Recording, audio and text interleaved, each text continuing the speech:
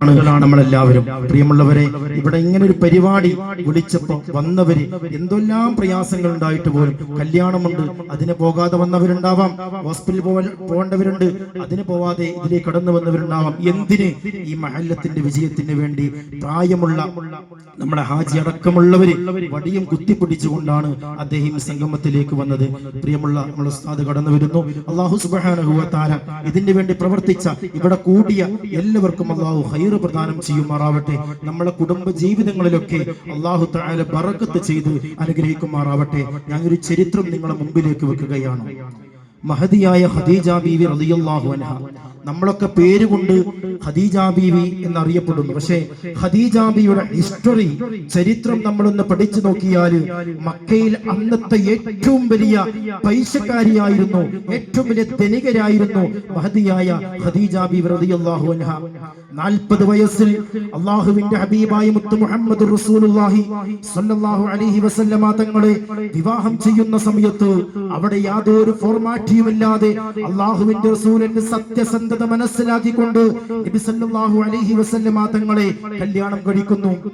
അവരുടെ ദാമ്പത്യ ജീവിതത്തിൽ അവസാന ഖദീജ ബീവിയുടെ ആ വിയോഗത്തിന്റെ സമയത്ത് ഖദീജ ബീവി റളിയല്ലാഹു അൻഹ അല്ലാഹുവിന്റെ ഹബീബായ മുഹമ്മദ് റസൂലുള്ളാഹി സ്വല്ലല്ലാഹു അലൈഹി വസല്ലമ തങ്ങളുടെ മുഖത്ത് നോക്കിയിട്ട് കരയുന്നൊരു സാഹചര്യമുണ്ട്. കരയുന്നൊരു സാഹചര്യം. അവിടുന്ന് ചോദിക്കുന്നു, അല്ലയോ ഖദീജ, അങ്ങേക്ക് എന്ത് സംഭവിച്ചു? എന്താണ് അങ്ങേക്ക് സംഭവിച്ചതെന്ന് പറയൂ. അവിടുന്ന് പറയുന്ന, നബിയെ, 23 വർഷക്കാലം ഞാനും നിങ്ങളും ഭാര്യ ഭർത്താവ് ബന്ധത്തിൽ ജീവിച്ചു. എന്തെങ്കിലും എന്റെ ഭാഗത്ത് നിന്ന് എന്തെങ്കിലും അരുതായ്മ, ഒരു വാക്ക് കൊണ്ടോ ഒരു പ്രവൃത്തി കൊണ്ടോ അല്ലെങ്കിൽ വേറെന്തെങ്കിലും തരത്തിൽ എന്തെങ്കിലും അതവുകേട് സംഭവിച്ചു പോയിട്ടുണ്ടെങ്കിൽ അങ്ങ് എന്നോട് പൊരുത്തപ്പെട്ടു തരണമെന്ന് ഒരു പൊന്നു ഭാര്യയായ ഖദീജ ബീവി അല്ലാഹുവിന്റെ ഹബീബായ മുഹമ്മദ് റസൂലുള്ളാഹി സ്വല്ലല്ലാഹു അലൈഹി വസല്ലമ തങ്ങളെ കൈപിടിച്ചുകൊണ്ട് പറഞ്ഞൊരു സന്ദർഭമുണ്ട്. പ്രിയമുള്ളവരെ, അവരുടെ ജീവിതമാണ് നമ്മൾ നയിക്കേണ്ടത്. നമ്മളൊന്ന് ആലോചിച്ച് നോക്കണം. ഈ ഒരുമിച്ച് കൂടിയ നമ്മളെല്ലാവരും വളരെ കറക്റ്റ് ഉള്ളവരാണോ? നമ്മുടെ ജീവിതത്തിൽ അങ്ങനത്തെ ഒരു ജീവിതം നമുക്ക് നയിക്കാൻ സാധിക്കുന്നില്ലേ? എന്നാൽ നമ്മൾ അദഭാഗ്യരാണ്.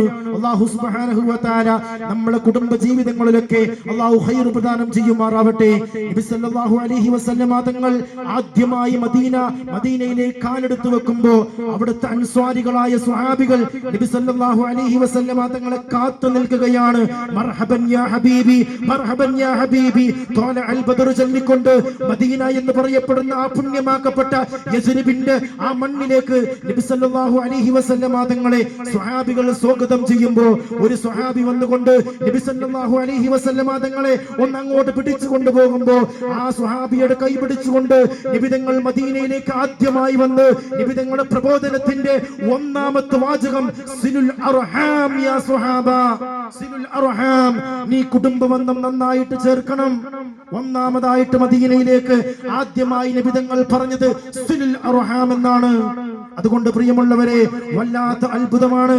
ഇതിനെ കൊണ്ട് പണ്ഡിതന്മാര് പറയുന്നുണ്ട്, സിലത്തുൽ അർഹാം മിൻ അഫ്ളലി ത്വആത്തി ബഅദൽ ഈമാൻ. അല്ലാഹുവിന്റെ വിശ്വാസം, അല്ലാഹുവാണ് യഥാർത്ഥ നാഥൻ, ഖാലിഖായ റബ്ബ്.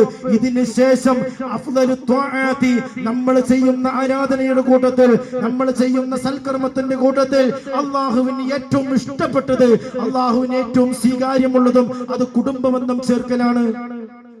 കുടുംബബന്ധം ചേർക്കണം നമ്മൾ. ഇന്നൊക്കെ നമ്മളൊന്ന് ആലോചിച്ച് നോക്കിയിട്ടുണ്ടോ ഇതിന്റെ വല്ലാത്ത ഭവിഷ്യത്ത് എന്താണെന്ന്? അല്ലാഹുവിന്റെ റസൂൽ പറയുന്നുണ്ട്, ലാ തൻസിലു റഹ്മതു അലാ ഖൗമിൻ ഫീഹിം ഖാതിഉ റഹീം. അല്ലാഹുവിന്റെ പരിശുദ്ധമാക്കപ്പെട്ട റഹ്മത്ത് ഇറങ്ങൂല കേട്ടോ. അല്ലാഹുവിന്റെ റഹ്മത്ത് ഇറങ്ങില്ല ആരുടെ മേൽ? അലാ ഖൗമിൻ, ഒരു ജനത, ഫീഹിം, അവരിലുണ്ട്, ആ ജനതയിലുണ്ട്, ഈ സൊസൈറ്റിയിലുണ്ട് എന്തുണ്ട്? ഖാതിഉ റഹീം, കുടുംബബന്ധം മുറിക്കുന്നവൻ. സ്വന്തം ബാപ്പു മകനോട് മിണ്ടുന്നില്ല, സ്വന്തം ഭർത്താവ് ഭാര്യയോട് മിണ്ടുന്നില്ല, സ്വന്തം ഭാര്യ വേറെ റൂമിൽ കിടക്കുന്നു, ഭർത്താവ് വേറെ റൂമിൽ കിടക്കുന്നു. അതുപോലെ തന്നെ നമ്മളെ ജ്യേഷ്ഠ അനുജന്മാരും ഉണ്ടെന്നില്ല, സ്ഥലത്തിന്റെ പേരില് തന്നെ കല്യാണം വിളിച്ചിട്ടില്ല, അവരെല്ലാവരും വിളിച്ചു. എന്റെ വീടിന്റെ അരികത്തിലൂടെ പോയി എന്നോ വിളിച്ചിട്ടില്ലല്ലോ, അതുകൊണ്ട് ഞാനോട് മിണ്ടൂല എന്ന് പറയുന്ന സമ്പ്രദായം ഒരിക്കലും ഇസ്ലാമിലില്ല കേട്ടോ. ചെറിയ നിസാര പ്രശ്നത്തിന്റെ പേരിൽ അമ്മാമയും മകളും തെറ്റിപ്പോകുന്ന സന്ദർഭം ആര് പഠിപ്പിച്ചു നിങ്ങൾക്ക്? ആര് പഠിപ്പിച്ചു നിങ്ങൾക്ക്? സ്വത്തുണ്ടാവണ്ട, തന്റെ കുടുംബ ജീവിതത്തിൽ നല്ലോണം ഇണചേർന്നുകൊണ്ട് എല്ലാവരോടും സാഹോദര്യത്തോടും സ്നേഹത്തോടും അനുവർത്തിക്കേണ്ട നമ്മള് അവിടെ പിണങ്ങിയും നിന്ന് കഴിഞ്ഞാൽ ആ വീട്ടിൽ അള്ളാഹുവിന്റെ റഹ്മത്ത് ഇറങ്ങൂല കേട്ടോ. അള്ളാഹു തആല ബറക്കത്ത് ചെയ്യൂല. അത് മാത്രമല്ല, അള്ളാഹുവിന്റെ ഹബീബായ മുഹമ്മദ് റസൂലുള്ളാഹി സ്വല്ലല്ലാഹു അലൈഹി വസല്ലമ തങ്ങള് സ്വഹാബികളെ വിളിച്ചുകൊണ്ട് പറയുന്ന ഒരു സന്ദർഭമുണ്ട്. എന്താണ് ആ സന്ദർഭം? നബി തങ്ങൾ പറഞ്ഞു, അല്ലയോ സ്വഹാബ, നിങ്ങൾ നിസ്കരിക്കുന്നുണ്ട്, അള്ളാഹ് സ്വീകരിക്കും. നിങ്ങൾ നോമ്പെടുക്കുന്നുണ്ട്, അള്ളാഹ് കൂലി തരും. നിങ്ങൾ സക്കാത്ത് കൊടുക്കുന്നുണ്ട്, അള്ളാഹ് കൂലി തരും. പക്ഷേ നിങ്ങളൊന്ന് ആലോചിക്കണം, നിങ്ങൾക്കിടയിൽ പരസ്പരം ആരെങ്കിലും മിണ്ടാതിരുന്നു കഴിഞ്ഞാൽ ഒരിക്കലും നിങ്ങളുടെ ഇടയിൽ അള്ളാഹുവിന്റെ ബറക്കത്ത് എത്തൂല എന്ന് പഠിപ്പിച്ചത് ശറഫാക്കപ്പെട്ട നാവിലൂടെ കാരുണ്യത്തിന്റെ പ്രവാചകൻ കാരുണ്യത്തിന്റെ കരസ്പർശം കൊണ്ട് മാലോകളുടെ മലതലങ്ങളുടെ മദീനയിലേക്ക് മാടി വിളിച്ച് നമ്മുടെ പ്രവാചകൻ മുഹമ്മദ് റസൂലുള്ളാഹി സ്വല്ലല്ലാഹു അലൈഹി വസല്ലമ തങ്ങളാണ്. നമ്മുടെ ഉസ്താദ് വരുന്നുണ്ട്, ഭക്ഷണം കൊടുത്തിട്ട് അല്ലാഹുവിന്റെ ഹബീബായ മുഹമ്മദ് റസൂലുള്ളാഹി സ്വല്ലല്ലാഹു അലൈഹി വസല്ലമ തങ്ങൾ മറ്റൊരു ഹദീസിലൂടെ പറയുന്നുണ്ട്, മൻ ഖൈറുൻ നാസി, പ്രിയമുള്ള ഉമ്മമാരെ, പ്രിയമുള്ള ഉപ്പമാരെ, സഹോദരന്മാരെ, നമ്മൾ വന്നത് ഒരു കുടുംബ സംഗമത്തിനാണ്. എന്തെങ്കിലും ഹൈറുകൾ പഠിച്ചു പോകണം.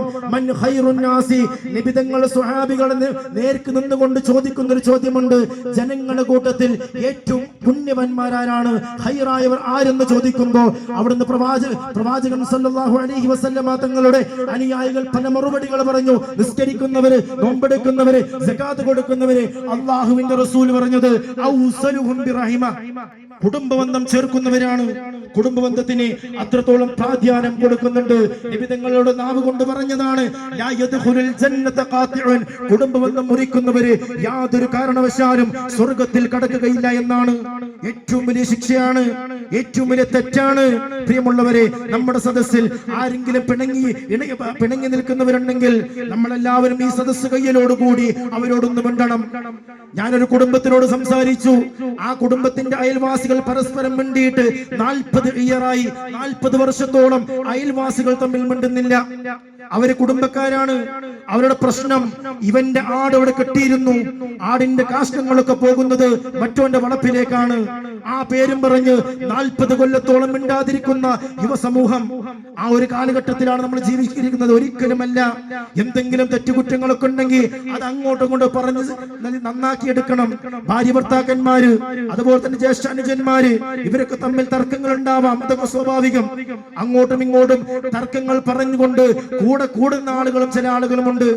ഒരു കുടുംബത്തിൽ ഒരു പ്രശ്നം നടക്കുമ്പോ ആ കുടുംബത്തിലുള്ള പ്രശ്നങ്ങളിൽ ഇവൻ കയറി ഇടപെട്ടുകൊണ്ട് അതിനെ നന്നാക്കാൻ നോക്കാതെ മോശപ്പെട്ട രീതിയിൽ വശനാക്കുന്ന ഒരു തലത്തിലേക്ക് കൊണ്ടുപോകുന്ന ആളുകൾ ഉലൈകല്ലദീന ലഅനഹുമുല്ലാഹ്, അല്ലാഹു തആല കൂട്ടരെ ശപിച്ചിരിക്കുന്നു എന്ന് പരിശുദ്ധമാക്കപ്പെട്ട ഖുർആൻ പറയുന്നു.